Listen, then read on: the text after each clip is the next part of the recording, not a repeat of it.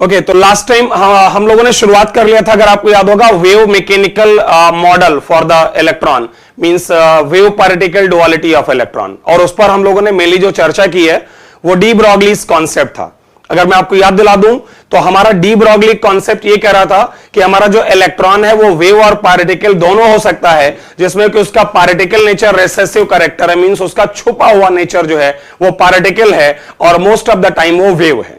हमने ये भी पता किया कि अगर बॉडी का मास m है तो वो अगर वेव फॉर्म में जाती है तो उससे रिलेटेड वेवलेंथ का फार्मूला लैम्डा बराबर h बाई mv या लैम्डा बराबर h by p, p means momentum, mv की जगह p भी आ सकता है, या उसको काइनेटिक एनर्जी के फॉर्म में भी हमने लिखा h by square root of 2m और इलेक्ट्रॉन अगर किसी पर्टिकुलर वोल्टेज से एक्सेलरेट होता है तो उसका wavelength lambda equal to square root of 150 by V angstrom में आ जाएगा, जहां कि वी जो है उसका पोटेंशियल डिफरेंस है जिससे कि उसको एक्सेलरेट किया गया। डी ब्रॉगली ने यहां पर देखो शुरुआत तो कर दी कि इलेक्ट्रॉन जो है वो वेव नेचर रखेगा along with its particle nature, but अब हम लोगों को इलेक्ट्रॉन के वेव पार्टिकल डुअलिटी को और ग्रेटर डिटेल में स्टडी करने की जरूरत है। अब हम लोगों को इलेक्ट्रॉन के वेव पार्टिकल डुअलिटी को और ग्रेटर डिटेल में ले जाना है, और उसके लिए मैं चाहूंगा कि हम लोग बढ़ेंगे श्रोडिंजर्स कॉन्सेप्ट की तरफ। श्रोडिंजर्स वेव मैकेनिकल मॉडल जरा समझिए। श्रोडिंजर साहब देखिए क्या कहते हैं, इनका शुरुआती कॉन्सेप्ट क्या है। अगर इनके कुछ एक पोस्टुलेट्स की हम बातचीत करें तो श्रोडिंजर साहब का पहला पॉइंट देखिए ये है कि all the positive charge and mass of the atom is confined into a central rigid body named nucleus. In fact पहला पॉइंट जो है ना तुम्हारा वो राइट फ्रॉम रदरफोर्ड यही चला आ रहा है। रदरफोर्ड साहब ने, नील्स बोर साहब ने, सोमरफेल्ड ने और इवन श्रोडिंजर ने, सबने यही माना कि न्यूक्लियस होता है और न्यूक्लियस में एटम का पॉजिटिव चार्ज और मास प्रेजेंट होता है। बस अंतर यहां यह है कि electron in the form of wave exist around the nucleus in 3 dimensional space.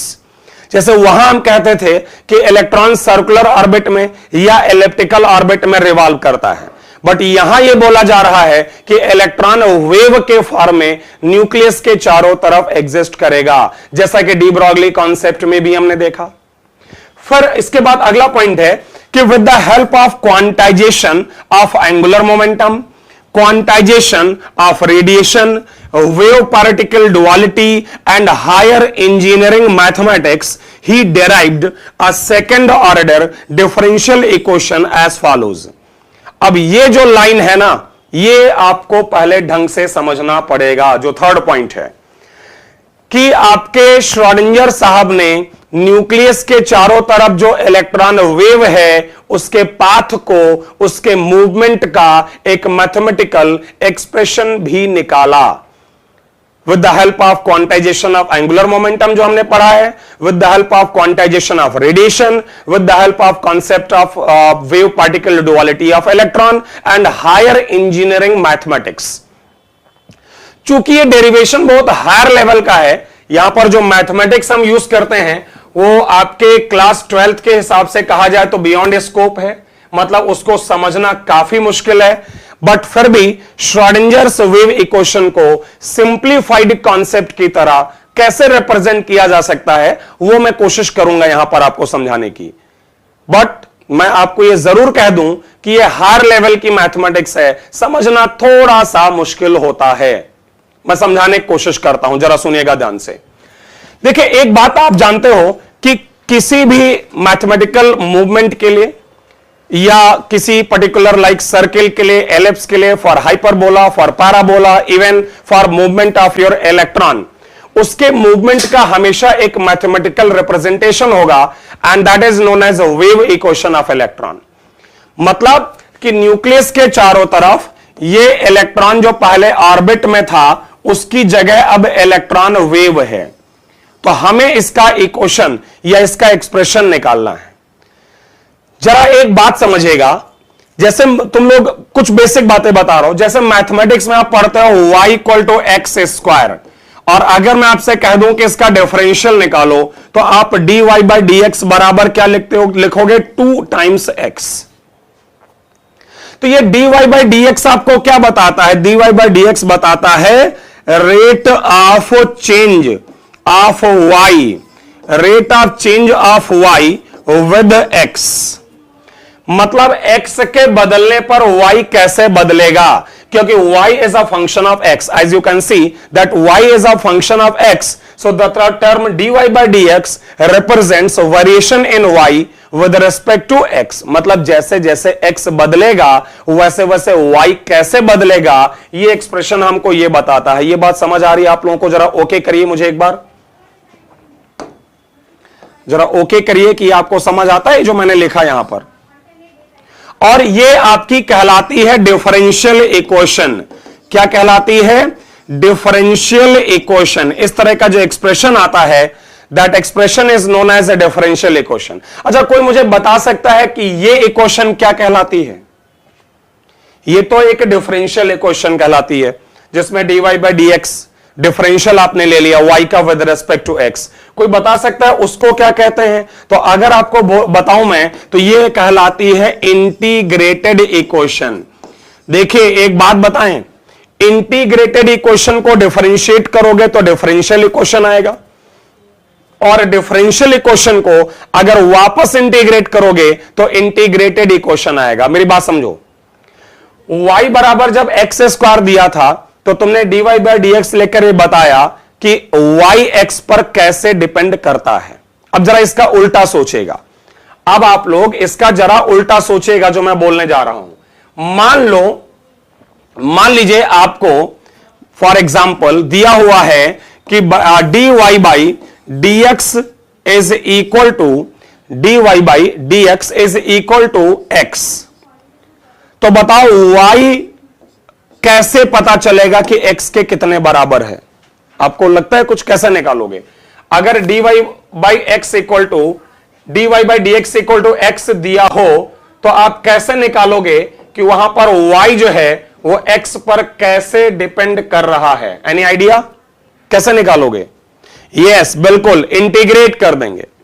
जब भी आपको डिफरेंशियल इक्वेशन दिया आप इंटीग्रेट करोगे तो आप क्या लिखोगे कि dy बराबर x dx, और फिर इसका इंटीग्रल लोगे तो dy का इंटीग्रल y इसका हो जाएगा एक्स स्क्वायर बाई 2, और साथ में आप लोगों को याद होगा तो एक कांस्टेंट भी आता है क्योंकि इनडेफिनिट इंटीग्रेशन है. क्योंकि इनडेफिनिट इंटीग्रेशन है तो एक कांस्टेंट भी आएगा. यह बात आप लोग समझ पाए कि नहीं समझ पाए? बताइए जरा मुझे कि अगर आपको एक डिफरेंशियल इक्वेशन दिया हो तो उसको इंटीग्रेट करके हम उसका इंटीग्रेटेड एक्सप्रेशन निकाल सकते हैं. थोड़ी सी मैथमेटिक्स है बट घबराने की जरूरत नहीं है, सिंपल मैथमेटिक्स है. मैं चीजों को कोशिश करूंगा कि सिंपल लेवल पर ही रखा जाए. ऑल्दो श्रोडिंगर को पढ़ना और पढ़ाना आसान काम नहीं है, बहुत मुश्किल लगता है स्टूडेंट्स को भी और टीचर्स को भी.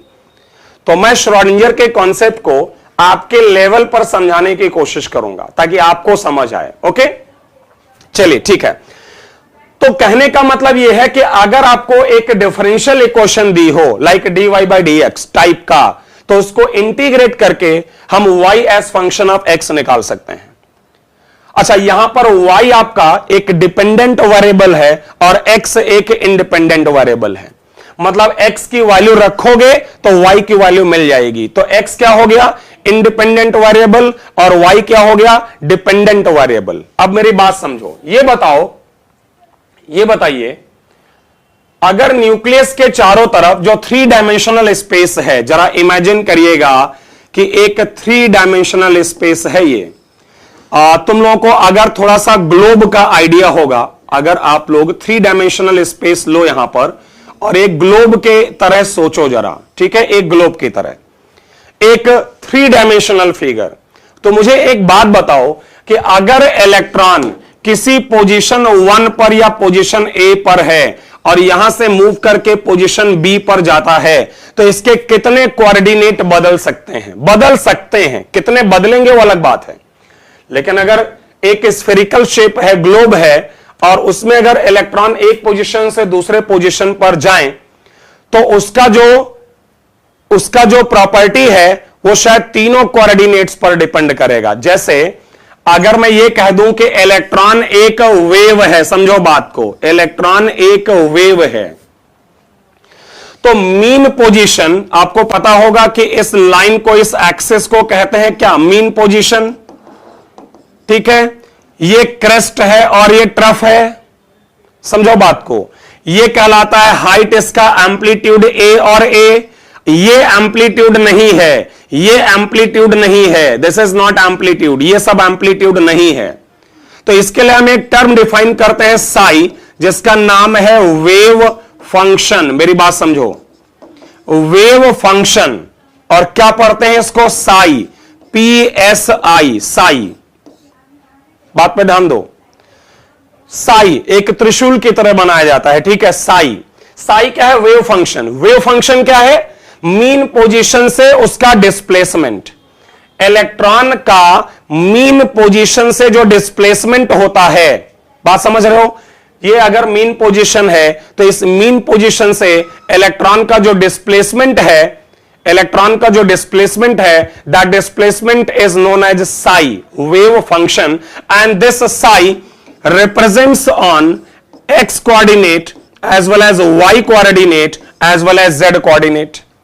जैसा कि अभी हमारी बात हुई है कि अगर इलेक्ट्रॉन वेव एक डायरेक्शन से दूसरी डायरेक्शन में मूव करती है तो उसका जो डिस्प्लेसमेंट है फ्रॉम मीन पोजीशन, वो तीनों कोऑर्डिनेट x, y और z पर डिपेंड करेगा। या कह लो, जब एक पोजीशन से दूसरी पोजीशन पर हो जाएगा तो उसके तीनों कोऑर्डिनेट बदल सकते हैं। उम्मीद करता हूं यहां तक आपको समझ आया है। यहां पर जो साई है वो क्या है? Wave function. एम्पलीट्यूड क्या है? हाईएस्ट, मैक्सिमम डिस्प्लेसमेंट है। और साई क्या है? किसी भी मोमेंट का डिस्प्लेसमेंट। भाई किसी भी मोमेंट पर जो डिस्प्लेसमेंट होगा वो एम्पलीट्यूड के बराबर तो नहीं होगा ना। तो एम्पलीट्यूड जो है वो एक प्रकार से एम्पलीट्यूड के ही जैसा है, तुम ये कह सकते हो। तो देखिए यहां पर साई क्या है? साई है wave function. X Y Z क्या है? Cartesian coordinates.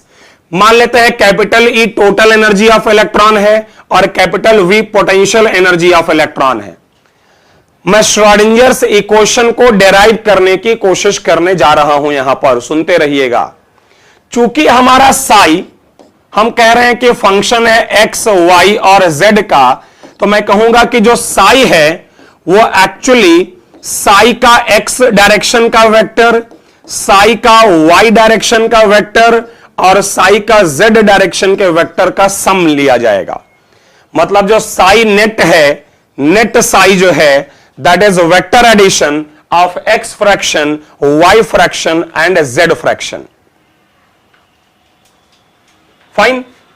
So this psi, which is the displacement of electron from the mean position, may be taken as the vector addition of all the three parts, all the three partial vectors in x, y and z direction. यहां तक समझ आया आपको?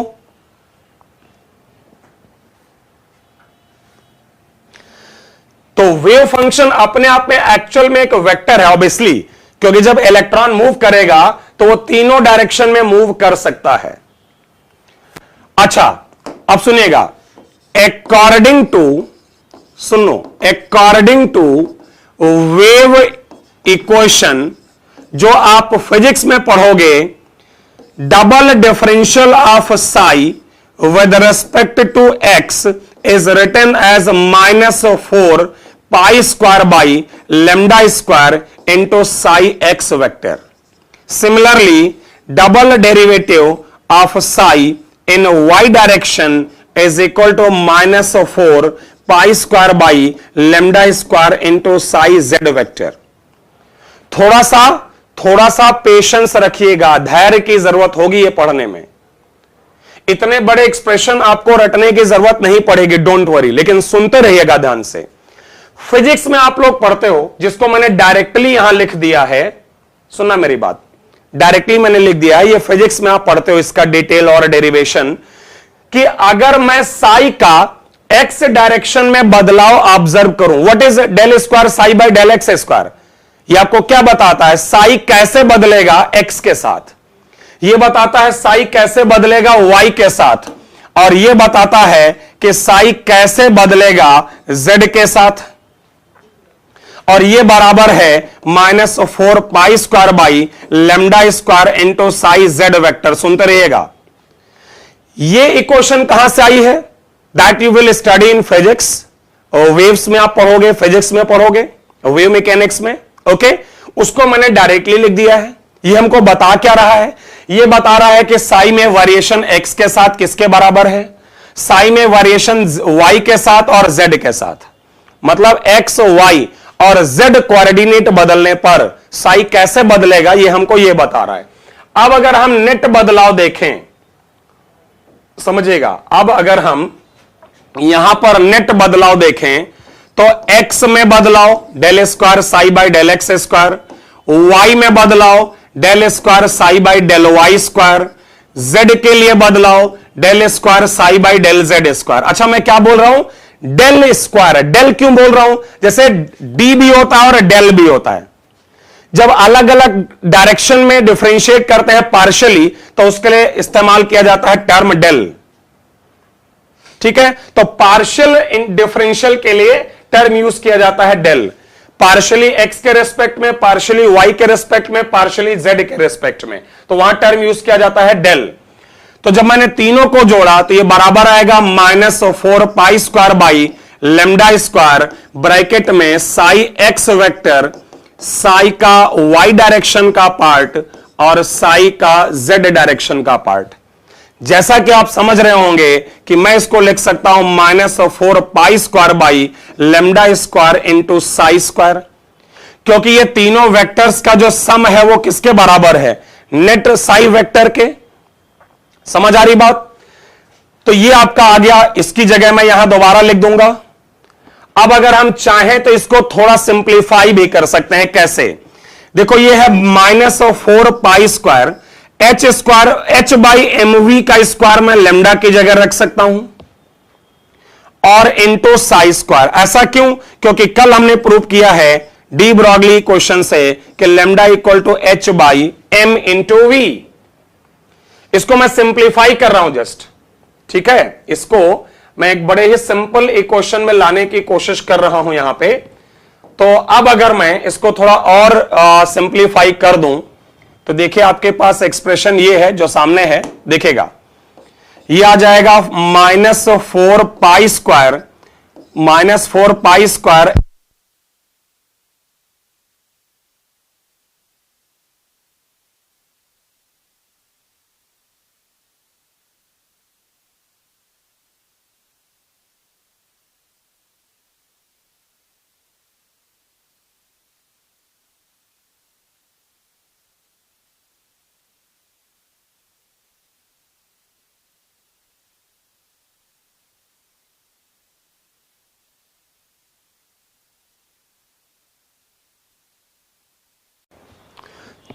हाँ, तो मैं ये कह रहा था कि एक तो लेमडा स्क्वायर की जगह मैं एच बाई एम वी का स्क्वायर लिख सकता हूं, क्योंकि lambda equal to H by M V है। फिर ऊपर चला गया ये M square V square by H square, चूंकि kinetic energy K equal to half M V square है, तो एम वी स्क्वायर की जगह मैं 2 के लिख सकता हूं। तो यहां जो एम वी स्क्वायर है उसकी जगह 2 के आ जाएगा, एक पावर एम की बचेगी, इनटू बच आएगा साथ में यहां पर 2 के, साथ में यहां पर जो है आपका क्या आएगा 2 के।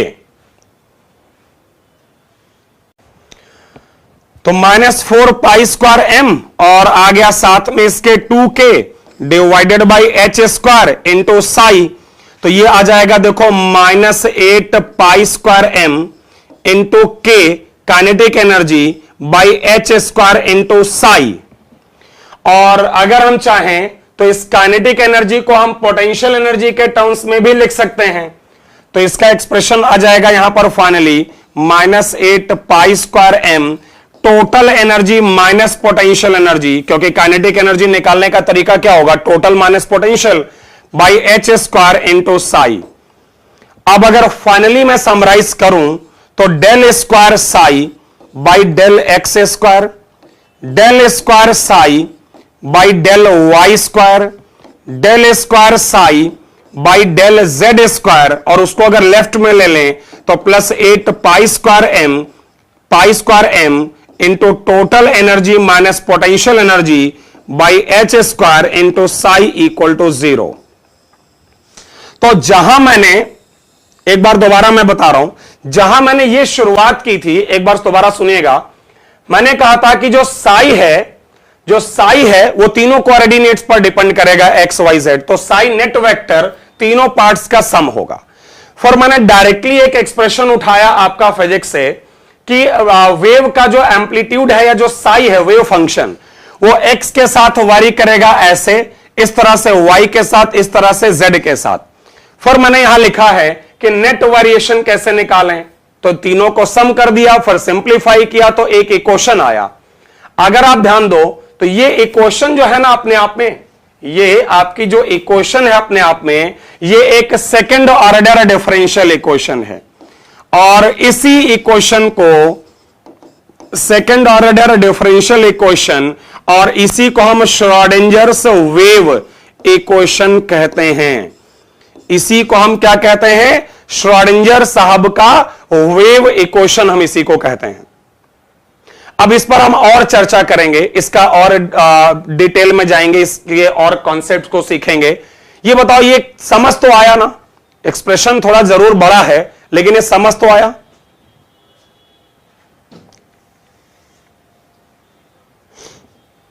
ओके, अब जरा समझिएगा। जैसे अभी मैं बात, अच्छा इसको थोड़ा सा और आसान बना देता हूं, इसको थोड़ा और आसान बना देता हूं। एक मैथमेटिकल ऑपरेटर होता है जिसको ऐसे ट्रायंगल शेप में दिखाते हैं। इस मैथमेटिकल ऑपरेटर का नाम है ग्रेडियंट। अच्छा, मैथमेटिकल ऑपरेटर क्या होता है? मैथमेटिकल ऑपरेटर एक मशीन की तरह है जिसमें कुछ इनपुट डालोगे तो आउटपुट निकलेगा। जैसे ये जो ग्रेडियंट है इसका रोल है, ये जो ग्रेडियंट है वो रोल है, जो भी इसके अंदर डालोगे उसको एक्स वाई और जेड एक्सिस के अलोंग वो डिफरेंशिएट करेगा और आपको सम दे देगा। मतलब अगर तुम gradient of any term psi लिखोगे तो इसका मतलब है del psi by del X plus del psi by del Y plus del psi by del Z. Gradient एक जो है ना, क्या है? मैथमेटिकल ऑपरेटर है जो क्या करता है, किसी भी चीज को एक्स वाई, किसी भी फंक्शन को या किसी भी वेरिएबल को एक्स वाई जेड डायरेक्शन में डिफरेंशिएट करता है, सम करता है और आपको वापस देता है। तो अगर मैं यहां पर लिखूं ग्रेडियंट स्क्वायर साई, तो ये दो बार डिफरेंशिएट करेगा, double differential, del square psi by del X square, del square psi by del Y square and del square psi by del Z square. इसका मतलब यह हो गया कि जो पीछे आपका एक्सप्रेशन था वहां पर इसकी जगह तुम ग्रेडियंट स्क्वायर लिख सकते हो। मतलब तुम्हारा इक्वेशन बन जाएगा gradient square psi plus 8 pi square M E minus V divided by H square into psi बराबर 0। तो ये भी श्रोडिंजर्स इक्वेशन को शॉर्ट फॉर्म में रिप्रेजेंट करने का तरीका है। This is another way to represent Schrodinger's wave equation. एक मैथमेटिकल ऑपरेटर हमने कंसीडर किया था, क्या? ग्रेडियंट तीनों डायरेक्शन में डिफरेंशिएट करता है और सम अप करता है। तो अगर साई का ग्रेडियंट मतलब तीनों का एक्स वाई जेड डायरेक्शन में डिफरेंशियल का सम, स्क्वायर ले लिया तो डबल डिफरेंशियल का सम। मतलब थोड़ा आसान कर दिया हमने कि इस वाले पूरे एक्सप्रेशन के जगह सिर्फ तुम ग्रेडियंट स्क्वायर साई लिख सकते हो। अब ये तुम्हारे सामने एक डिफरेंशियल इक्वेशन है। अच्छा, अब ये बताओ तुम लोग सोच के कि अगर मुझे साई को as a function of X Y और जेड निकालना है तो अब मुझे क्या करना पड़ेगा? सोचिए और बताइए।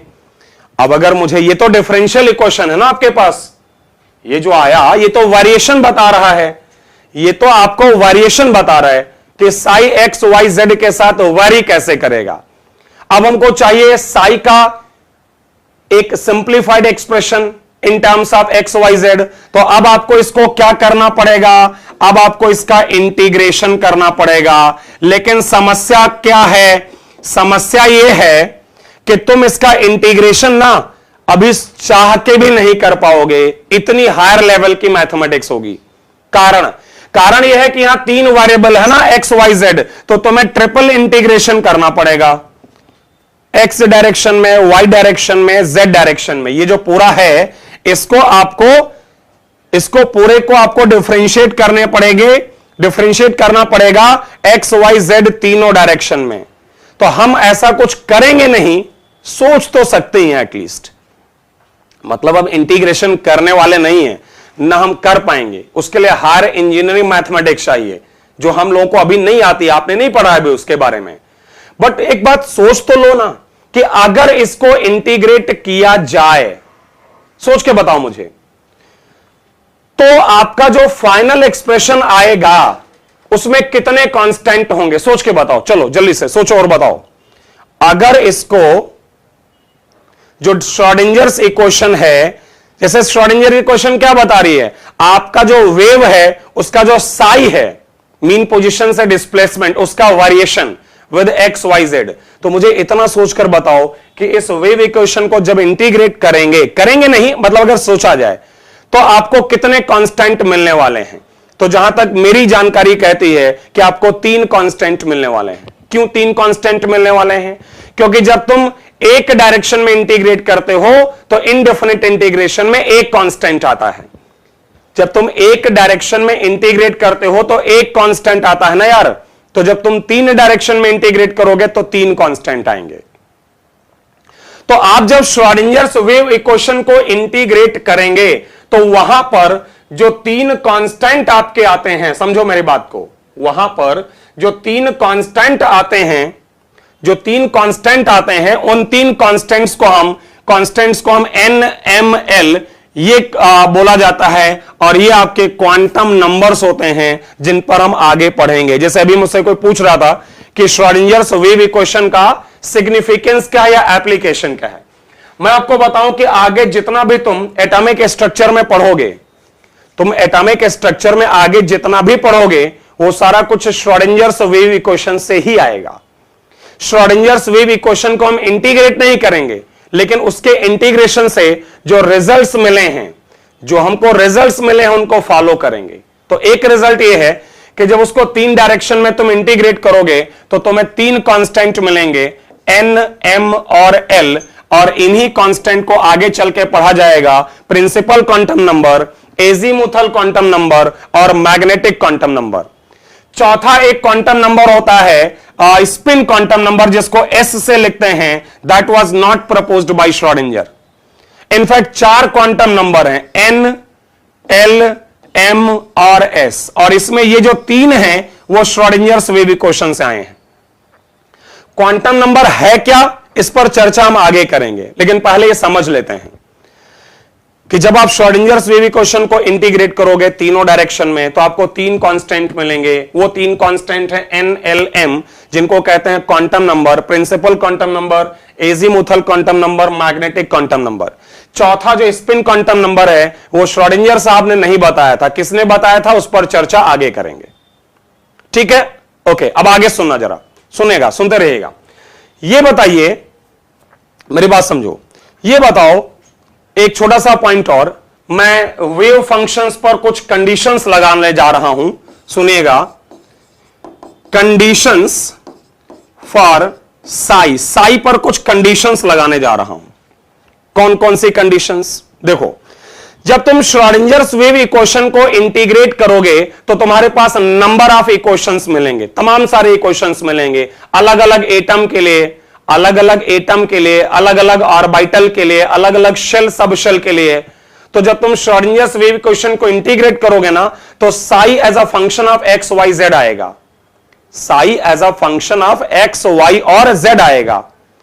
तो वो जो तमाम सारे एक्सप्रेशन आएंगे उनमें साई के लिए कुछ कंडीशंस हैं। पहला कि जो साई है वो आपका सिंगल वैल्यूड होना चाहिए।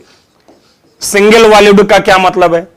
सिंगल वैल्यूड का मतलब यह है, सुनना ध्यान से, सिंगल वैल्यूड का मतलब यह है कि आपके एक्स वाई जेड की किसी पर्टिकुलर वैल्यू पर साई का एक ही वैल्यू आना चाहिए। जैसे जब आप psi as a function of X Y Z निकाल लोगे, जब आप psi as a function of X Y Z निकाल लोगे तो एक्स वाई जेड का डेटा रखोगे तो साई का वैल्यू मिलेगा। तो रूल यह है कि एक्स वाई जेड का कोई एक पर्टिकुलर डेटा रखने पर साई का एक वैल्यू आना चाहिए, क्योंकि एट अ टाइम इलेक्ट्रॉन एक ही जगह रह सकता है। एट अ टाइम एक मोमेंट पर इलेक्ट्रॉन एक जगह रहेगा, तो Sai should be single valued. दूसरा, साई जो है वो फाइनाइट होना चाहिए। फाइनाइट का मतलब इनफाइनाइट वैल्यू साई की नहीं हो सकती है। भाई न्यूक्लियस के चारों तरफ जो वेव होगी उसका जो मूवमेंट होगा मीन पोजीशन से, ये इनफाइनाइट नहीं हो सकता, उसका कुछ निश्चित फाइनाइट वैल्यू आएगा। तीसरा, ये कंटिन्यूअस होना चाहिए। तुम लोगों को अगर याद हो तो उस दिन बात की है कि न्यूक्लियस के चारों तरफ जो वेव होगी वो कंटिन्यूअस होगी, मतलब इसके दोनों एंड आपस में मिलेंगे। सुनते रहिए। तो कंडीशंस क्या है साई के लिए? साई आपका सिंगल वैल्यूड होना चाहिए, साई आपका फाइनाइट होना चाहिए, साई कंटिन्यूअस होना चाहिए। और चौथा पॉइंट जरा सुनिएगा। चौथा पॉइंट, एक टर्म है साई स्क्वायर। पहले तो यह समझो, एक तो टर्म है साई, एक टर्म है साई स्क्वायर। साई स्क्वायर क्या है? साई स्क्वायर इज, सुनो ध्यान से, Sai square is probability of finding the electron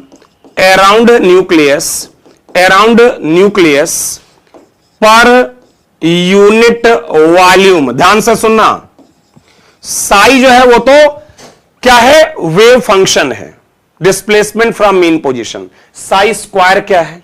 और एक बार जब तुम ये समझ जाओगे तो इसके बाद की चीजें फिर बड़ी आसानी से आपको समझ आएंगी। अगर यहां तक आपको ये क्लियर हो जाएगा, ठीक है, ठीक ठाक भी अगर क्लियर हो जाएगा, तो इसके आगे की चीजें आपके लिए भी आसान हो जाएंगी। चाहे वो आपका इलेक्ट्रॉनिक कॉन्फ़िगरेशन हो, एसपीडीएफ सबशेल के बारे में हो, चाहे क्वांटम नंबर्स के बारे में हो, सब क्लियर हो जाएगा।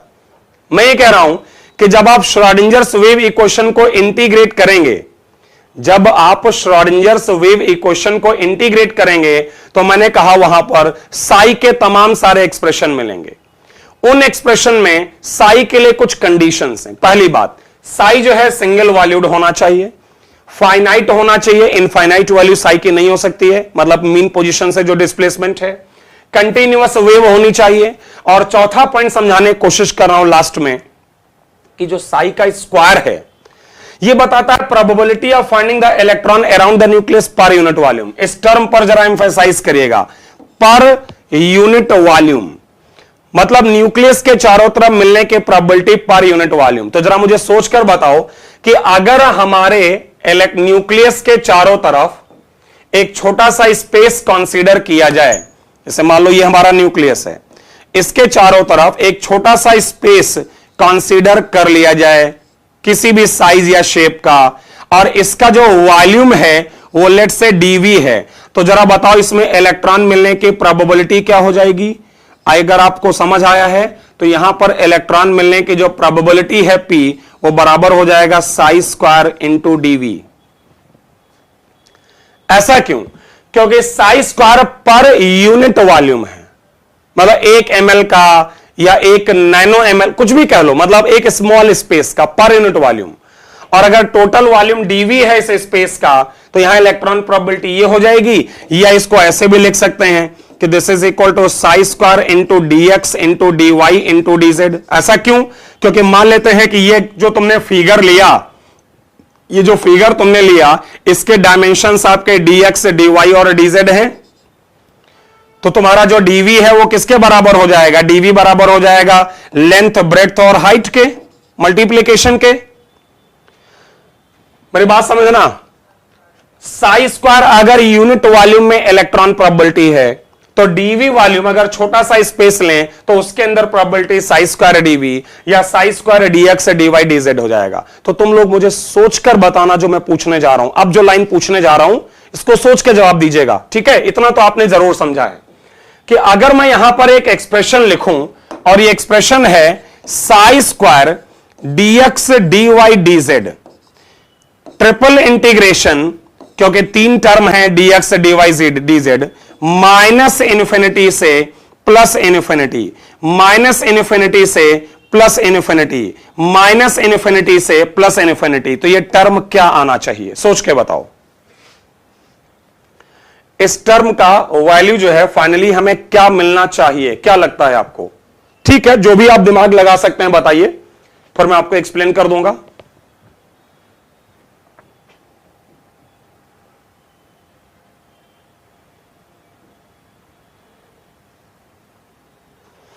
ओके अच्छा चलो मेरे इस ठीक है कुछ लोगों ने सही जवाब दिया भी है, वैसे कुछ लोगों ने सही जवाब दे दिया है, ठीक है।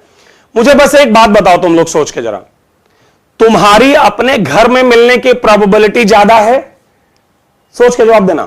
तुम्हारी अपने घर में किसी समय मिलने की प्रोबेबिलिटी ज्यादा है या सिनेमा हॉल में मिलने की प्रोबेबिलिटी ज्यादा है? सोच के बताओ, क्या कहते हो? किसी पर्टिकुलर टाइम पर आपकी कहां मिलने की प्रोबेबिलिटी ज्यादा है?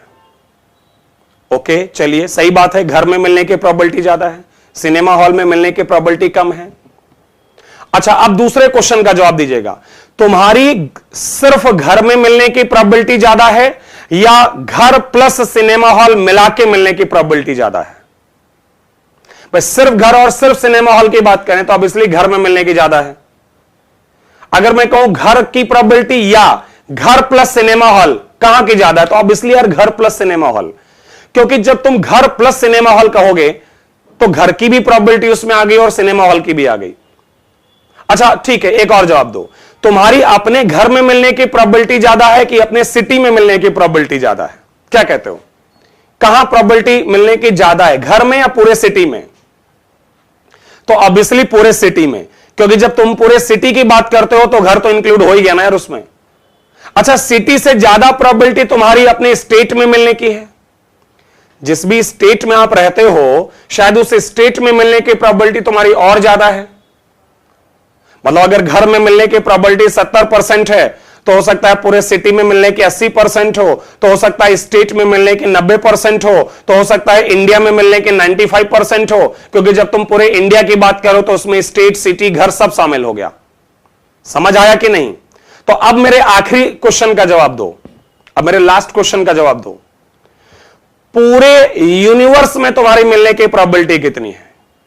पूरे अगर यूनिवर्स की बात करें, ऑल ओवर द स्पेस, ठीक है, -∞ टू +∞, एक्स के लॉन्ग, वाई के लॉन्ग, जेड के लॉन्ग, तो तुम्हारे मिलने की प्रोबेबिलिटी कितनी है? सोच के जवाब दीजिए।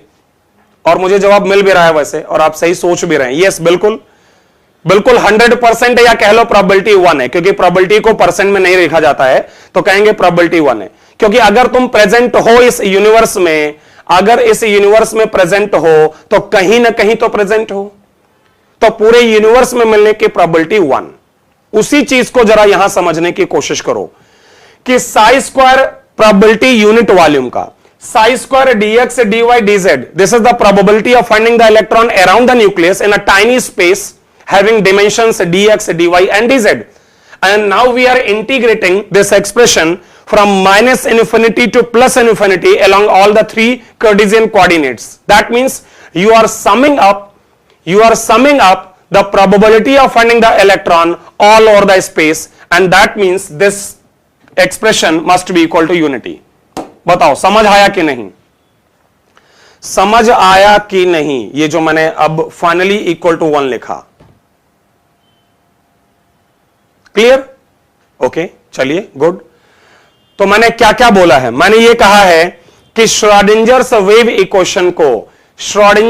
इक्वेशन को जब आप इंटीग्रेट करोगे तो तमाम सारे साई के एक्सप्रेशन आएंगे, लेकिन उन एक्सप्रेशंस को, इन कंडीशंस को फॉलो करना पड़ेगा। That means only those values of psi R acceptable, only those values of psi are acceptable which are number 1 single valued, number 2 finite, number 3 continuous, number 4 probability of finding the electron all over the space is equal to unity. And these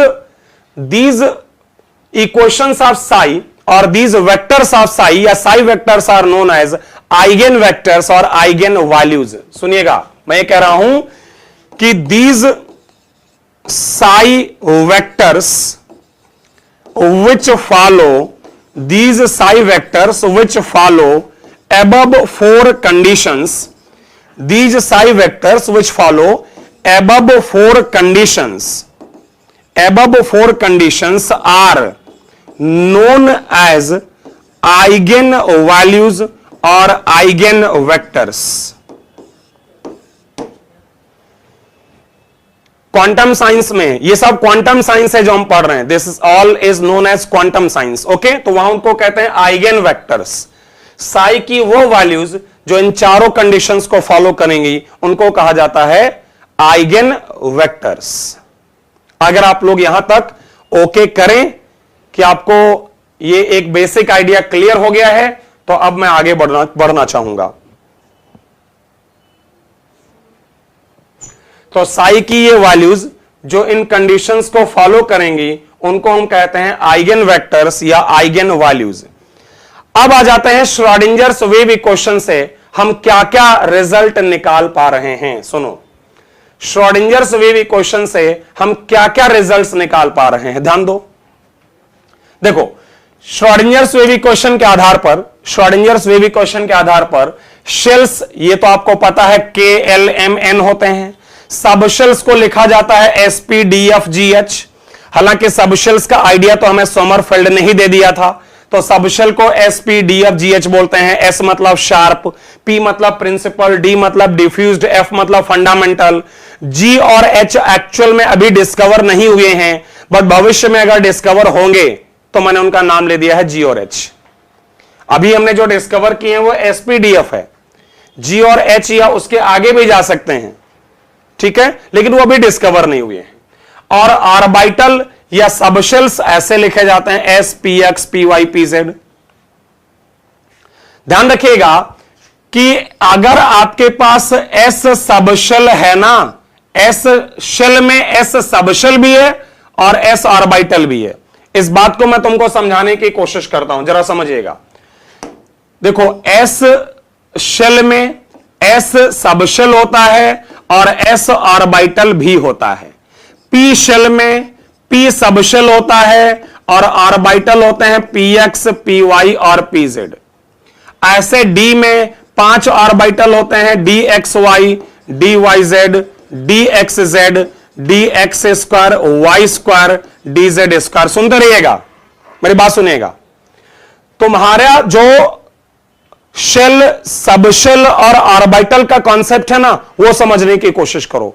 ये बताओ, nucleus के चारों तरफ सबसे बड़ा क्या है, shell या ऑर्बिटल? क्या सबसे बड़ी चीज है न्यूक्लियस के चारों तरफ, बिगर साइज में कौन है, शेल है कि ऑर्बिटल है? पहले मुझे इसका जवाब दो, शेल है कि ऑर्बिटल है? ओके, अच्छा, अब मेरे क्वेश्चंस का जवाब देना। एस जो आपका एस सबशेल है उसमें कितना ऑर्बिटल होता है? एस सबशेल में कितना ऑर्बिटल होता है? सिर्फ एक होता है। पी सबशेल में कितने ऑर्बिटल होते हैं? 3 होते हैं, PX, PY, PZ। और डी सबशेल में 5 होते हैं। मतलब अगर मैं ऐसे कहूं कि अगर सबशेल है S, तो इसके अंदर जो ऑर्बिटल है वो है 1, P सबशेल में 3 ऑर्बिटल, D सबशेल में 5, F सबशेल में 7 एंड सो ऑन। मैं दोबारा बोल रहा हूं, सबसे बड़ा है शेल, सेल के अंदर है सबशेल, सबशेल के अंदर है ऑर्बिटल। पहले कौन है? शेल, शेल में कौन है? सबशेल, सबशेल में कौन है? ऑर्बिटल। कंफ्यूज मत होना, मेरे क्वेश्चन का जवाब दो। ये बताओ, पहला शेल, मैं यहां आपको और थोड़ा क्लियर कर रहा हूं, सुनो मेरी बात। ये बताओ, पहला शेल है K, उसमें सबशेल कौन सा होता है? जवाब दीजिए मेरे क्वेश्चंस का। पहले शेल K में सबशेल कौन सा होता है? कौन सा सबशेल होता है? यस, बिल्कुल, आपको अगर याद होगा तो इसके अंदर सिर्फ S सबशेल होता है। और उसमें कितने ऑर्बिटल होते हैं? 2। और ऑर्बिटल कितना होता है? 1। S सबशेल में 1 ऑर्बिटल और इलेक्ट्रॉन कितने? 2, क्योंकि हर एक ऑर्बिटल में 2 इलेक्ट्रॉन होते हैं, एक क्लॉकवाइज एक एंटी क्लॉकवाइज।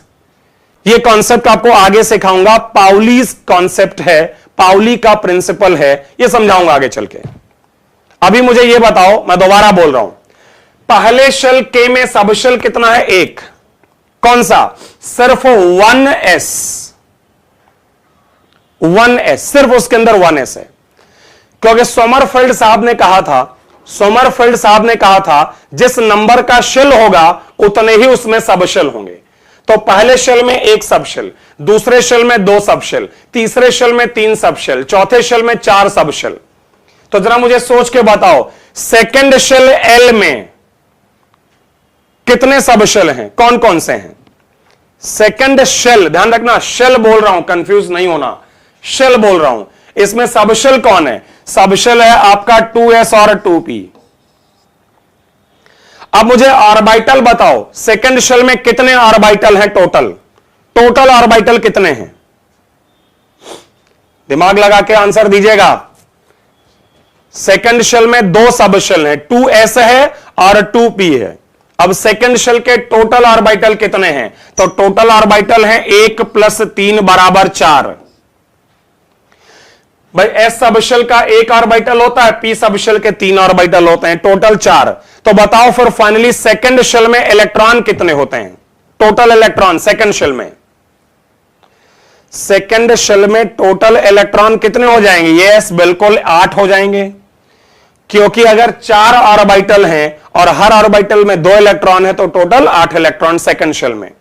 अच्छा, इसीलिए देखो तुम्हारे पीरियोडिक टेबल में पहले पीरियड में 2 एलिमेंट हैं, दूसरे पीरियड में 8 एलिमेंट हैं। इवन पीरियोडिक टेबल भी इसी आधार पर बनाया गया है, अगर आप रिलेट कर पा रहे हो। अच्छा, अगला बताओ एम, बताइए third shell M, sub shell कौन कौन है इसमें? कौन कौन सा सब शेल है? अब तो आप जवाब दे सकते हैं आसानी से, अब तो आप आसानी से जवाब दे सकते हैं। तो इसके अंदर सब शेल कौन कौन है? 3s है, 3p है और 3d है। जरा मुझे बताएंगे ऑर्बिटल कितने हैं total? Number of orbitals. Yes, S sub shell का 1, पी सब शेल के 3 और डी सब शेल के 5, टोटल 9 ऑर्बिटल हैं। इलेक्ट्रॉन बताओगे कितने हैं थर्ड शेल में टोटल? थर्ड शेल में टोटल इलेक्ट्रॉन कितने आ सकते हैं? यस बिल्कुल 18। आई थिंक अब आपको और क्लियर हो रहा होगा। देखिए श्रोडिंजर्स वेव इक्वेशन बेसिस है इन सब का, लेकिन इसके बाद ये बहुत इजी है, बहुत इजी चीजें हैं, आसानी से कर सकते हो। अच्छा, KLMN, आगे बढ़ रहा हूं मैं, बताओ फटाफट।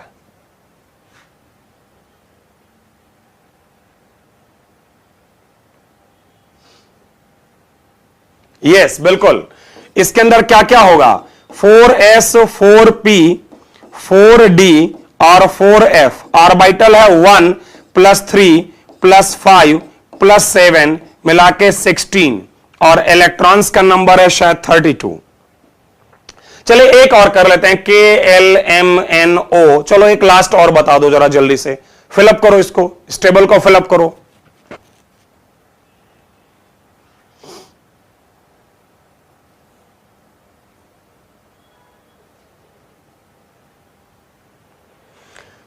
इसमें आ जाएगा आपका 5s, 5p, 5d, 5f और 5g। हालांकि g अभी डिस्कवर नहीं हुआ है, बट हाइपोथेटिकली तो लिख ही सकते हैं। ऑर्बिटल 1 + 3 + 5 + 7 + 9, मतलब ऑर्बिटल आ गया 25 और नंबर ऑफ इलेक्ट्रॉन्स हो जाएंगे पांचवें शेल में आपके 50। अच्छा, क्या ऐसा लिखा जा सकता है, क्या ऐसा लिख सकते हैं कि नंबर ऑफ ऑर्बिटल जो है इनकी संख्या n² के बराबर है, जहां n शेल नंबर है? पहला शेल है तो n², दूसरा शेल है 2², तीसरा शेल है 3², चौथा शेल 4², पांचवा शेल 5²। लिख सकते हैं ना कि नंबर ऑफ ऑर्बिटल बराबर n², अगर n शेल नंबर है। और नंबर ऑफ इलेक्ट्रॉन बराबर क्या लिखा जा सकता है? 2n², डबल उसका। क्यों? क्योंकि हर एक ऑर्बिटल में 2 इलेक्ट्रॉन आ सकते हैं, हर एक ऑर्बिटल में 2 इलेक्ट्रॉन। तो यहां तक आप ओके करिए, तो थोड़ा सा और आगे बढ़ा जाए, जरा कुछ और जानकारी दें आपको यहां। हालांकि श्रोडिंजर्स कॉन्सेप्ट हम करीब 3 से 4 लेक्चर तक पढ़ेंगे, 3 से 4 लेक्चर तक पढ़ेंगे और उसमें यह पूरा का पूरा कंप्लीट हो जाएगा, इवेंट टॉपिक भी आपका। तो सब शेल्स के बारे में थोड़ा सा तुमको बताना चाहूंगा अब यहां पर। देखो जरा, और इसको सिर्फ एक बार जरा देख लीजिएगा। तुम्हारा जो एस सब शेल है, एस सब शेल वो स्फेरिकल होता है, वो न्यूक्लियस के चारों तरफ सिमेट्रिकल होता है। भाई न्यूक्लियस के चारों तरफ एक ही जैसा होगा हर डायरेक्शन में, स्फेरिकल, ठीक है। उसमें टोटल नंबर ऑफ ऑर्बिटल्स 1 है और इलेक्ट्रॉन की संख्या 2 है। जब एक ही है, जब आपका एक ही ऑर्बिटल है एस सब शेल में, तो इलेक्ट्रॉन 2 ही होंगे। और एक टर्म लिखा यहां पर एजीमुथल क्वांटम नंबर L = 0। तो इसके बारे में अभी बताऊंगा मैं तुम लोगों को जब मैं क्वांटम नंबर समझाऊंगा। अभी जब क्वांटम नंबर समझाऊंगा तो इसके बारे में L के बारे में बताऊंगा। फिलहाल s ऑर्बिटल स्फेरिकल है, चाहे आप इसको देखो, ये भी s है, 1s है, 2s है, 3s है, सबका शेप कैसा है? स्फेरिकल है। तीनों डायरेक्शन में सिमेट्रिकल है, मतलब स्फेरिकल शेप है। 1s छोटा होगा, 2s बड़ा होगा, 3s और बड़ा होगा। तो s सबशेल की अगर मैं बात करूं तो उसका शेप कैसा है? स्फेरिकल, सिमेट्रिकल है around all the axes. Total number of orbital 1 है और इलेक्ट्रॉन उसमें 2 हैं। क्लियर? ओके। अब अगर मैं p सबशेल की बात करूं, p सबशेल देखो जरा, p सबशेल दिखने में डंबल शेप का होता है, डंबल, और उसमें 2 लोब होते हैं। लोब का मतलब ऐसे कि ये न्यूक्लियस है और एक इधर डायरेक्शन और एक इधर डायरेक्शन, इनको कहा जाता है, ये जो है ना, इनको कहते हैं लोब। अरे डंबल तो तुम सबने देखा होगा, तो डंबल में भी तो देखो कितने लोब होते हैं, बीच में आप उसको पकड़ते हो, एक लेफ्ट में एक राइट में 2 लोब होते हैं। तो आपका p ऑर्बिटल डंबल शेप का होता है। इसमें 3 p ऑर्बिटल होते हैं। कौन कौन से? px, py, pz, जो कि डी जनरेट होते हैं। डी जनरेट का मतलब तीनों का जो एनर्जी है वो बराबर होता है, एक ही जैसे होते हैं, ऐसे कह लीजिए। अच्छा, वैसे भी स्पेस में निश्चित है क्या कि कौन सी डायरेक्शन x है, कौन सी डायरेक्शन y है? कोई भी px हो सकता है, कोई भी py हो सकता है, कोई भी pz हो सकता है। तो p सबशेल डंबल है, उसमें 3 p ऑर्बिटल हैं जो डी जनरेट है, बराबर एनर्जी वाले, और उसमें इलेक्ट्रॉन की संख्या 6 हो सकती है, और ये तीनों एक दूसरे के परपेंडिकुलर हैं।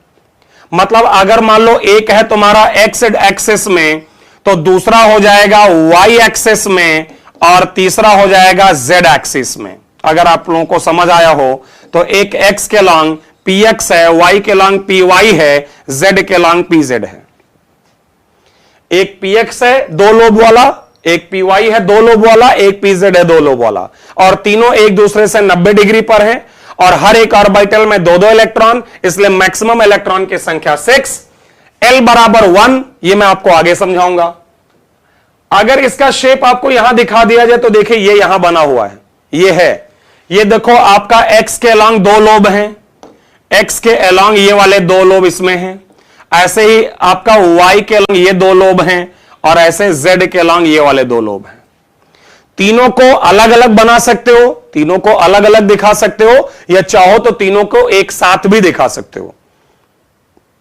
तो दोबारा बोलूं, s ऑर्बिटल स्फेरिकल, तीनों एक्सिस के अलोंग सिमेट्री है, उसमें एक ऑर्बिटल होता है और मैक्सिमम 2 इलेक्ट्रॉन होते हैं।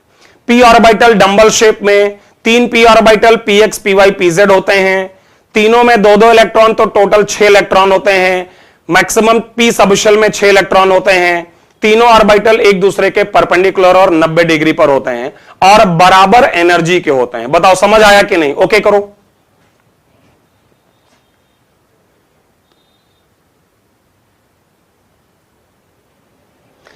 अच्छा, तुम लोग मुझे एक क्वेश्चन का जवाब दो अगर समझ आया यहां तक।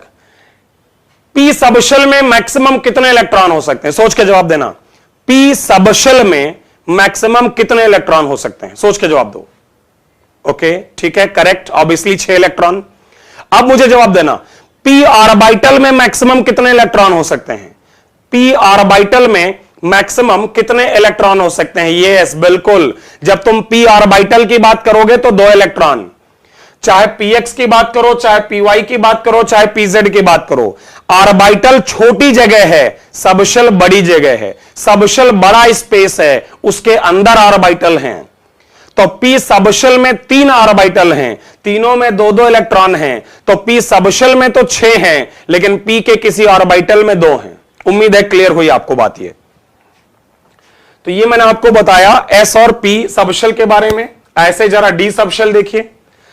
डी सबशेल के बारे में लिखा है कि डबल डंबल शेप के होते हैं।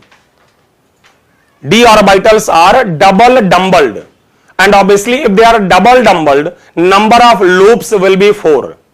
अगर आपके D orbital double dumbbell shape के हैं तो उनमें इलेक्ट्रॉन की नॉट इलेक्ट्रॉन लूप्स की संख्या 4 होगी। देखो, total 5 d orbitals which are degenerate. D के टोटल 5 ऑर्बिटल हैं, मैक्सिमम इलेक्ट्रॉन 10 हैं, और क्वांटम नंबर L बराबर 2 है, जिस पर मैं बार बार बोल रहा हूं कि आगे चर्चा करेंगे क्वांटम नंबर्स में।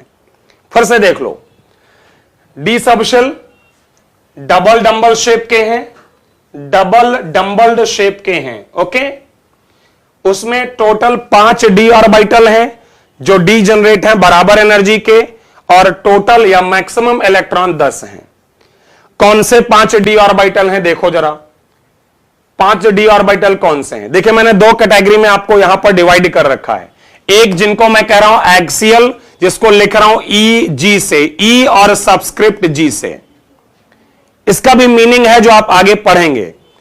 और नॉन एक्सियल जिसको मैं लिख रहा हूं T2G से, T2G, इसका मीनिंग भी कोई और टॉपिक है वहां पढ़ा जाएगा। एक्सियल और नॉन एक्सियल का मतलब क्या है? नॉन एक्सियल का मतलब है जिनके लोब एक्सिस के बीच में होंगे। जैसे अगर ये एक्स, अगर आप ध्यान दो कि अगर ये आपका एक्स एक्सिस है, ये अगर आपकी एक्स एक्सिस है और ये वाई एक्सिस है, तो अगर आप लोगों को दिख रहा हो कि यहां जो 4 लोब हैं वो एक्सिस के, एक्स और वाई एक्सिस के बीच में है, तो D x Y, D Y z, ऐसे ही 4 लोब वाई और जेड एक्सिस के बीच में, और डी एक्स जेड में 4 लोब एक्स और जेड के बीच में। तो D x Y, D Y Z और D x Z, 3 orbital D के ये हैं जिनका नाम है, और ये एक्स वाई, वाई जेड और एक्स जेड एक्सिस के बीच में है, और सब में 4 लोब हैं। मतलब डी एक्स वाई में 4 लोब, डी वाई जेड में 4 लोब, डी एक्स जेड में 4 लोब। एक्सियल सेट में एक है d x square minus Y square, जिसमें 4 लोब हैं, और खास बात क्या है यहां कि इसके जो लोब हैं वो एक्सिस के बीच में नहीं, एक्सिस के अलोंग हैं, एक्स एक्सिस और वाई एक्सिस के अलोंग हैं, बस ये अंतर है। और जो जेड, डी जेड स्क्वायर है, हालांकि डी जेड स्क्वायर को हम d x square minus z square plus d y square minus z square भी कहते हैं। देखिए ये सिर्फ ना मैथमेटिकल नेम है, ये डिपेंड करता है कौन किस एक्सिस के अलोंग है, तो आपको रटना है, याद रख लेना है ऑर्बिटल्स का नाम। ठीक है, क्या क्या? एक्सियल सेट में D x square Y square, 4 lobe along the axis, कहां? Along the X and Y axis 4 lobe. यहां पर D Z square along the axis, ये भी अलोंग द एक्सिस है लेकिन 2 लोब हैं, है ये भी अलोंग द एक्सिस लेकिन सिर्फ 2 लोब, जेड एक्सिस के अलोंग 2 लोब, और यहां पर एक डिस्क जैसा शेप होता है जिसके बारे में आप समझेंगे आगे। नॉन एक्सियल में 4 लोब हैं, तीनों में, डी एक्स वाई में, डी वाई जेड में और डी एक्स जेड में। तो 2 कैटेगरी में आपके डी ऑर्बिटल हैं, एक्सियल और नॉन एक्सियल। नॉन एक्सियल में 4 lobe between the axis, D x Y, D Y Z, D x Z, और एक्सियल में 2 हैं, D x square minus Y square और D Z square. D x square minus Y square के 4 lobe हैं along X and Y axis, D Z square के 2 lobe हैं Z axis के long, और एक्स वाई प्लेन में एक disc जैसा शेप है। आगे बढ़ते हैं, तो ये हो गया तुम्हारे डी के 5 ऑर्बिटल। एफ के ऑर्बिटल का ज्यादा डिटेल आपको नहीं चाहिए। जो एफ सबशेल है इसमें 7 एफ ऑर्बिटल हैं, टोटल 14 इलेक्ट्रॉन हैं, हर एक ऑर्बिटल में 8 लोब होते हैं, L बराबर 2 है, और उनके नाम ये हैं। हालांकि मैं कहना चाहूंगा कि ये जो नाम यहां लिखे हैं उनकी जरूरत आपको नहीं पड़ेगी, नॉट नीडेड। तो आप चाहें तो पढ़ें या छोड़ दें, आप चाहें तो पढ़ें तो छोड़ दें। ठीक है, बस इतना ध्यान रखें कि एफ ऑर्बिटल में 7 एफ ऑर्बिटल होते हैं, मैक्सिमम 14 इलेक्ट्रॉन, 8 लोब हैं हर एक में, L बराबर 3 है। अब मेरे क्वेश्चन का जवाब दो, क्वेश्चन का जवाब दो। एस ऑर्बिटल या पी ऑर्बिटल या डी ऑर्बिटल या एफ ऑर्बिटल मैक्सिमम कितने इलेक्ट्रॉन हो सकते हैं? एस का ऑर्बिटल या पी का ऑर्बिटल या डी का ऑर्बिटल या एफ का ऑर्बिटल, किसी भी ऑर्बिटल में मैक्सिमम कितने इलेक्ट्रॉन हो सकते हैं? यस, बिल्कुल 2। लेकिन जब मैं कहूंगा S subshell, P subshell, D subshell और एफ सबशेल, तो सबशेल में obviously number of electron change हो जाएंगे। जब आप सबशेल्स की बात करोगे तो ऑब्वियसली वहां नंबर ऑफ इलेक्ट्रॉन्स चेंज हो जाएंगे। तो उम्मीद है कि आप लोगों को क्लियर हुआ। एस सबशेल में 1 ऑर्बिटल स्फेरिकल, पी सबशेल में 3 orbital p x, p y, p z, dumbbell shape along x y and z axis, x Y z axis के अलोंग। डी सबशेल में 5 डी ऑर्बिटल, एक्सियल में D x square Y square जो x y axis के along 4 lobe रखता है, d z square z के along 2 lobe रखता है और एक डिस्क है एक्स वाई प्लेन में। नॉन एक्सियल में जाएं तो वहां है d x Y, D Y Z और डी एक्स जेड, सभी में 4 लोब हैं लेकिन बिटवीन द एक्सिस हैं। एफ और एफ सबशेल में 7 एफ ऑर्बिटल, सभी डीजेनरेट हैं, मैक्सिमम 14 इलेक्ट्रॉन हो सकते हैं। जरा ओके करो कि यहां तक समझ आया आपको, यह सब आपको क्लियर हुआ, जरा ओके करिए। ठीक है, अब मैं तुम्हें बताना चाहूंगा थोड़ा सा क्वांटम नंबर्स के बारे में, जरा सुनिए। क्वांटम नंबर क्या है? क्वांटम नंबर का मतलब एड्रेस ऑफ इलेक्ट्रॉन, ऐसे कह लें इलेक्ट्रॉन का एड्रेस ऑफ इलेक्ट्रॉन। मतलब किसी मल्टी इलेक्ट्रॉन सिस्टम में, मतलब किसी एक ऐसे एटम की बात कर रहे हैं हम, अगर किसी ऐसे एटम की बात कर रहे हैं जिसमें तमाम सारे इलेक्ट्रॉन है, तो उसका एड्रेस कैसे पता करें? अच्छा, तुम्हारा अगर एड्रेस मुझे बताना हो तो क्या क्या बताना पड़ेगा? मुझे सिटी का नाम बताना पड़ेगा, कौन से शहर में हो, कौन से मोहल्ले में हो, कौन से घर में हो, उसके कौन से कमरे में हो। छोटी सी एक बात समझिएगा कि अगर मुझे तुम्हारा एड्रेस बताना हो तो मुझे बताना पड़ेगा कि किस सिटी में रहते हो, उस सिटी के कौन से मोहल्ले में रहते हो, उस मोहल्ले के कौन से घर में रहते हो और उस घर के कौन से कमरे में रहते हो। बात समझ आई? तो ऐसे ही क्वांटम नंबर जो है इलेक्ट्रॉन का एड्रेस बताते हैं, और 4 क्वांटम नंबर होते हैं किसी भी इलेक्ट्रॉन के। जैसे अगर मैं तुमसे कहूं कि फास्फोरस में 15 इलेक्ट्रॉन है तो उसके 13वें इलेक्ट्रॉन का एड्रेस बताओ। दैट मींस कि आपको उसके 13th इलेक्ट्रॉन के चारों क्वांटम नंबर बताने हैं। और इसका उल्टा, ऑन द कॉन्ट्रेरी, अगर मैं फास्फोरस के किसी इलेक्ट्रॉन के क्वांटम नंबर बता दूं और आपसे कहूं कि मैं कौन से नंबर के इलेक्ट्रॉन की बात कर रहा हूं, तो आप पहचान जाओगे। अगर मेरी बात आपको समझ आ रही है तो हम फास्फोरस के 13th या किसी भी इलेक्ट्रॉन के क्वांटम नंबर बता सकते हैं, या अगर क्वांटम नंबर आप बता दो तो मैं कह सकता हूं कि तुम कौन से इलेक्ट्रॉन की बात कर रहे हो। तो क्वांटम नंबर ना एक प्रकार से हमें इलेक्ट्रॉन का एड्रेस बताते हैं, और बड़ा सिंपल सा 10 मिनट का डिस्कशन है, जरा सुनिएगा। सबसे पहला देखिए, अब आपको अगर इलेक्ट्रॉन के बारे में बताना पड़ेगा तो सबसे पहले बताना पड़ेगा कौन से शेल में है, उसके कौन से सबशेल में है, उसके कौन से ऑर्बिटल में है, और उसमें से भी कौन सा इलेक्ट्रॉन, क्योंकि हर ऑर्बिटल में भी तो 2 इलेक्ट्रॉन होते हैं ना। बात समझ रहे हो? अगर आपको इलेक्ट्रॉन का एड्रेस बताना होगा तो आपको बताना होगा कि कौन से शेल में है, उसका कौन सा सबशेल है एसपीडीएफ में से, फिर उसमें कौन सा ऑर्बिटल है, पीएक्स है कि पीवाई है कि पीजेड है, और उसमें से कौन सा इलेक्ट्रॉन है, फर्स्ट इलेक्ट्रॉन है कि सेकंड इलेक्ट्रॉन है, क्योंकि हर एक ऑर्बिटल में भी 2 इलेक्ट्रॉन रहते हैं। समझ रहे हो बात को मेरी? तो देखिए जरा ध्यान दो। पहला क्वांटम नंबर है प्रिंसिपल क्वांटम नंबर, मुख्य क्वांटम संख्या, principal PL, principal quantum number, इसको स्मॉल एन से लिखते हैं। ये क्या बताता है? ये बात को बताता है शेल या एनर्जी लेवल, इलेक्ट्रॉन क्लाउड का साइज। अरे यार, पहला शेल है तो साइज छोटा होगा, दूसरा शेल है तो बड़ा होगा, तीसरा शेल है तो और बड़ा होगा। तो क्या क्या बताता है? शेल या energy level, size of electron cloud, total energy of electron in one electron system, जिसका कि फार्मूला हमने पढ़ा है। अरे यार, इस फार्मूले में जो स्मॉल एन है वो क्या बता रहा है? स्मॉल एन आपको क्या बता रहा है? स्मॉल एन शेल नंबर ही तो बता रहा है। स्मॉल एन क्या है? शेल नंबर ना। तो प्रिंसिपल क्वांटम नंबर आपका शेल नंबर बताएगा, और उससे तुम एनर्जी निकाल सकते हो, लेकिन वन इलेक्ट्रॉन सिस्टम का, हर जगह नहीं, क्योंकि ये फार्मूला बोर्स मॉडल का है। और क्या बताता है? Number of electron waves in an orbit. ये फार्मूला पढ़ा हमने। अगर मैं आपसे पूछूं स्मॉल एन क्या है, तो स्मॉल एन तुम्हारा शेल नंबर भी है और नंबर ऑफ वेव्स भी है। कैसे? कैसे?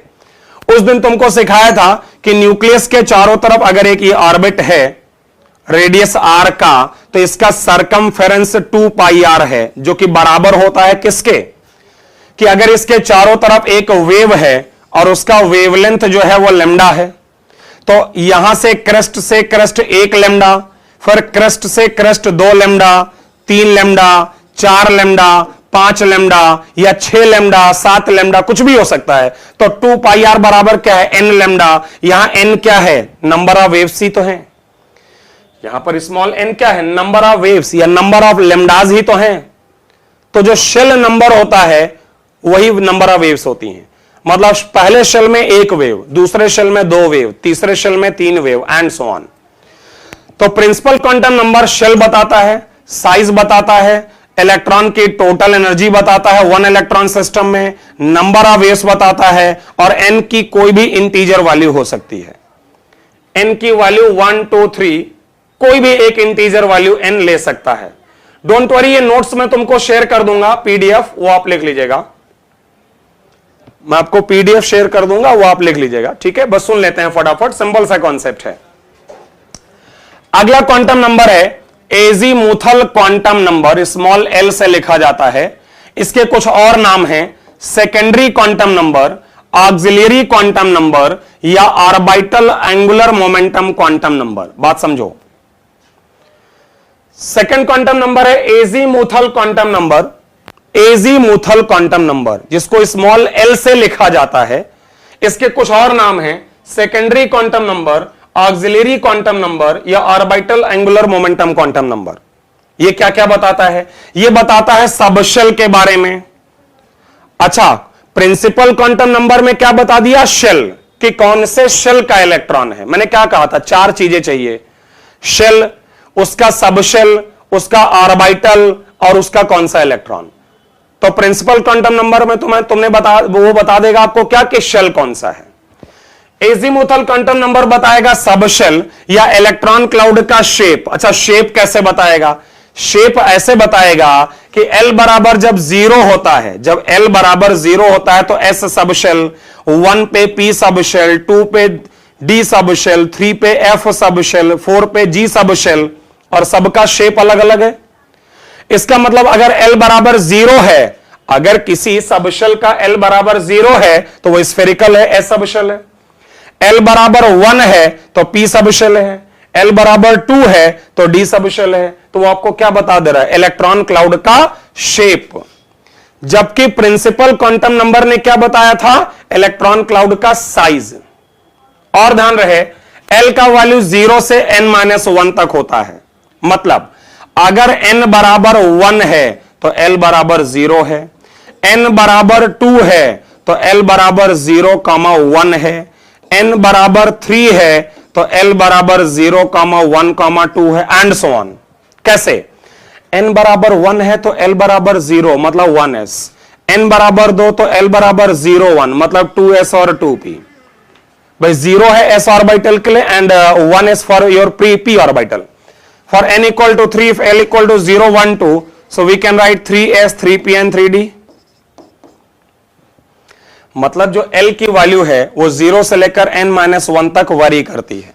दोबारा सुनो, ये सबशेल को बताता है, ये आपके फाइन स्ट्रक्चर को एक्सप्लेन करता है। आपको अगर याद हो, सोमरफेल्ड कॉन्सेप्ट में पढ़ा था। सोमरफेल्ड कॉन्सेप्ट में हमने डिस्कस किया है कि the concept of subshells also explains the existence of fine structure. Means in each spectral line there are number of lines and that concept can be explained with the help of this concept like subshells or azimuthal quantum number। तो ये आपको subshell बताएगा, fine structure समझाएगा, electron cloud का shape, और 0 से लेकर n-1 तक worry करेगा। मतलब अगर n 1 है तो 1 से नीचे रहेगा, n 2 है तो 2 से नीचे रहेगा। जरा ओके करो, समझ आया यहां तक? आपको ये समझ आया सब कुछ?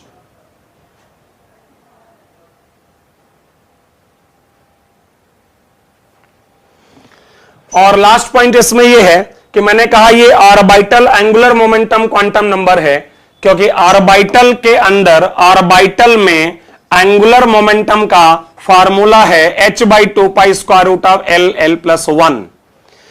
इसीलिए एजीमुथल क्वांटम नंबर को orbital angular momentum quantum number भी कहते हैं, क्योंकि उसकी मदद से हम किसी ऑर्बिटल में एंगुलर मोमेंटम का कैलकुलेशन करते हैं। फार्मूला ये है, orbital angular momentum equal to h/2π/LL+1। तो ये था तुम्हारा एजीमुथल क्वांटम नंबर।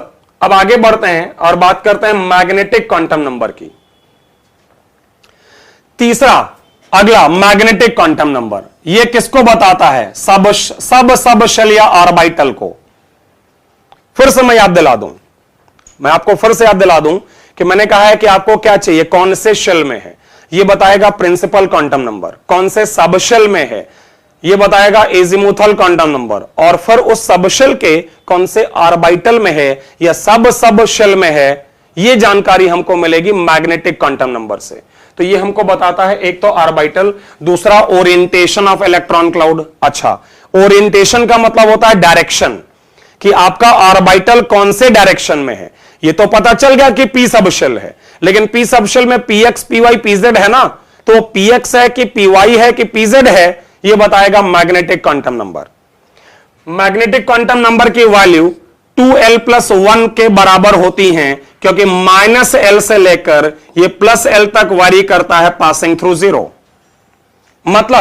मतलब अगर मैं बात करूं, वहां समझेगा, मतलब अगर मैं बात करूं कि आपका l बराबर 0 है तो उसके लिए m 0 होता है।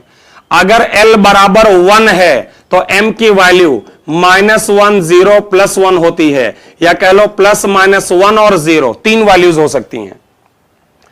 अगर l बराबर 2 है तो m की पॉसिबल वैल्यूज -2, -1, 0, +1, +2 हो सकती है, मतलब -+2, -+1 और 0 हो सकती है।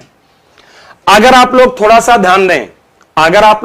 ध्यान दें, तो l बराबर 0 पर m बराबर 0, ये ठीक भी है, क्योंकि l बराबर 0 मतलब s सबशेल, और s सबशेल में एक ही ऑर्बिटल होता है। l बराबर 1 का मतलब p सबशेल, और p सबशेल में 3 ऑर्बिटल होते हैं, px py pz। l बराबर 2 का मतलब d सबशेल, और d सबशेल में 5 ऑर्बिटल होते हैं, तो देखो 5 वैल्यूज हैं। तो स्मॉल m आपको क्या बताता है? स्मॉल m आपको बताता है ऑर्बिटल कौन सा है। और ये निश्चित है, जरा सुनिएगा, इसमें निश्चित भी है कि जैसे s ऑर्बिटल के लिए m हमेशा 0 है, आप देख ही रहे हो भाई, l बराबर 0 होता है s ऑर्बिटल के लिए, तो अगर l बराबर 0 है तो m बराबर भी 0 हो गया s ऑर्बिटल के लिए। अगर p ऑर्बिटल की बात करें तो इसमें pz के लिए 0 होता है, px और py में +-1। तुमने अभी देखा है कि l बराबर 1, मतलब अगर तुम p की बात करो, ये था s और ये था d, तो अगर तुम p की बात करो तो l 1 है, तो m की 3 वैल्यूज हैं। इसमें से जो 0 वैल्यू है वो pz की है, और px और py में से किसी का भी +1 और किसी एक का -1। आगे बढ़ जाओ, d ऑर्बिटल देखो। अब d ऑर्बिटल में देखो l बराबर 2 होता है, तो m की पॉसिबल वैल्यूज -+2, -+1 और 0।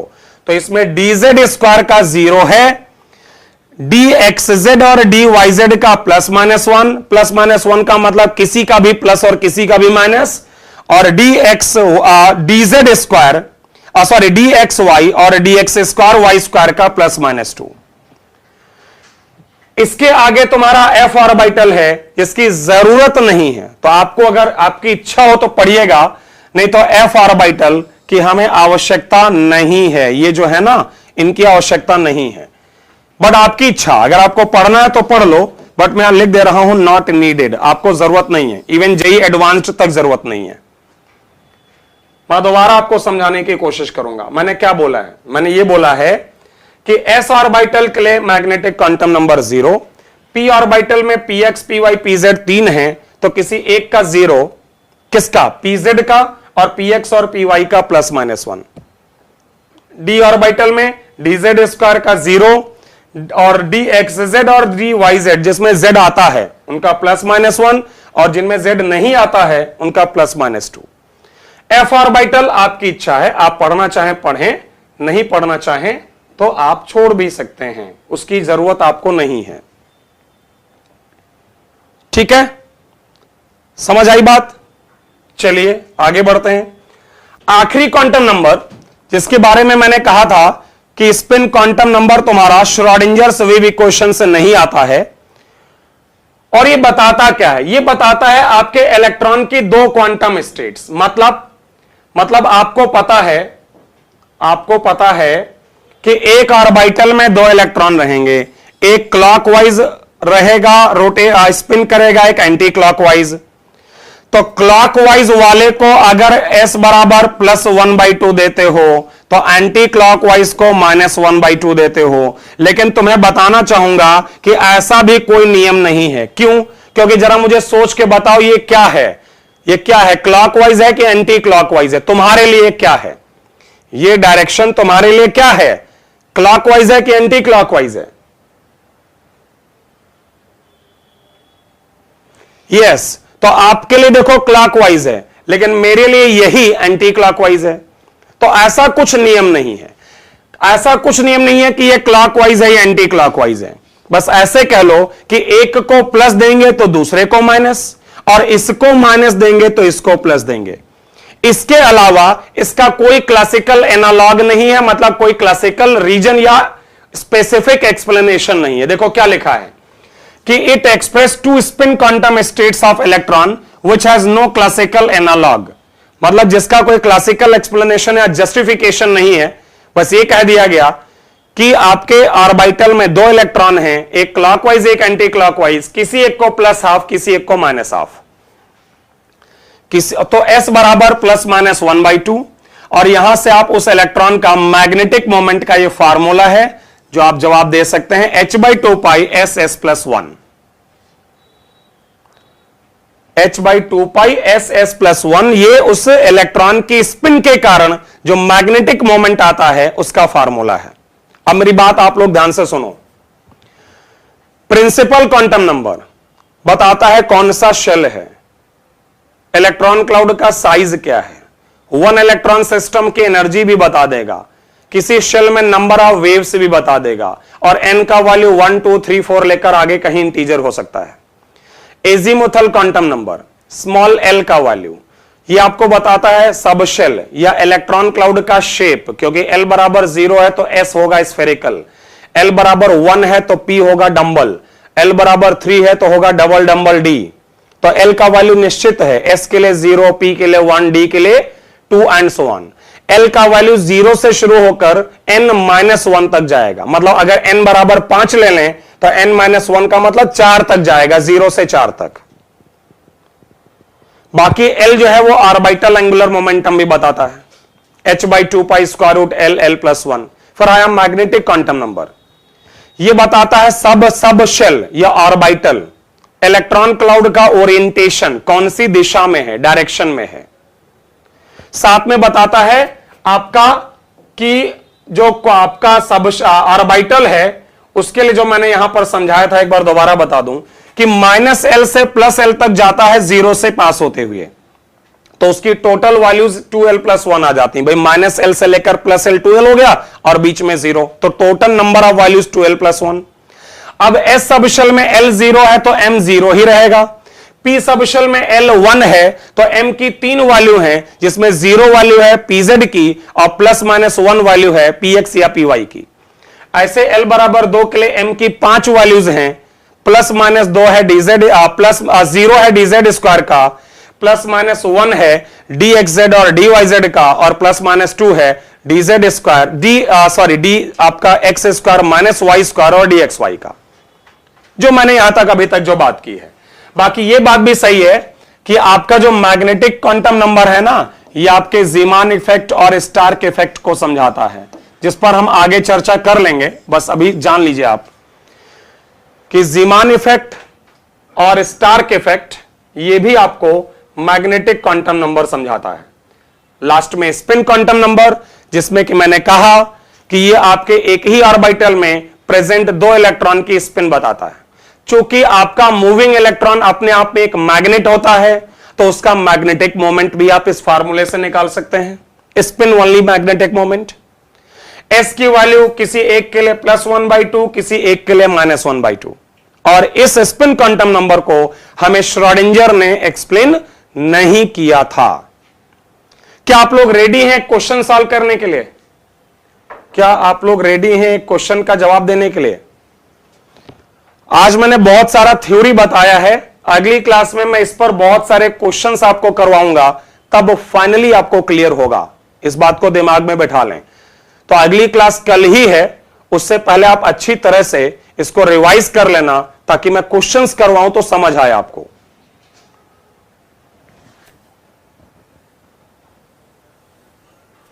जरा जल्दी से सोचकर बताओ कि इनमें से क्वांटम नंबर्स का कौन सा सेट जो है वो करेक्ट है, बताइए जरा।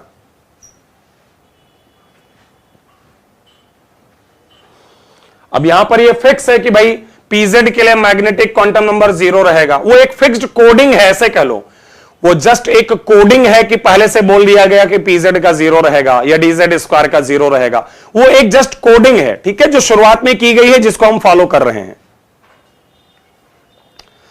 तो सोचकर बताओ जरा कि which of the following set of quantum numbers is correct.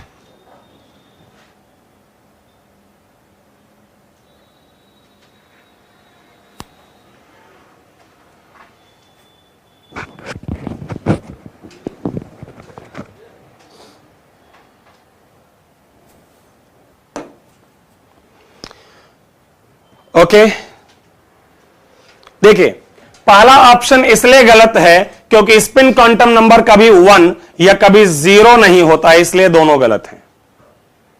और इनफैक्ट यह भी गलत है क्योंकि स्पिन क्वांटम नंबर कभी 0 नहीं होता है, और यह सही है। स्पिन क्वांटम नंबर या तो +1/2 है या -1/2 है। अच्छा, ये सही कैसे है? अरे यार, जब तुम्हारा स्मॉल n बराबर 2 है तो l की पॉसिबल वैल्यू 0 या 1 में से कोई भी हो सकती है, तो 1 लिखी है। और मैग्नेटिक क्वांटम नंबर 0 के केस में 0 और 1 के केस में 0 या +-1 हो सकता है, तो उसकी जगह यहां पर 0 लिखा हुआ है, तो वो भी करेक्ट है। और स्पिन क्वांटम नंबर +1/2 तो हो ही सकता है। तो 2 1 0 +1/2 ये correct set of quantum number हो सकता है।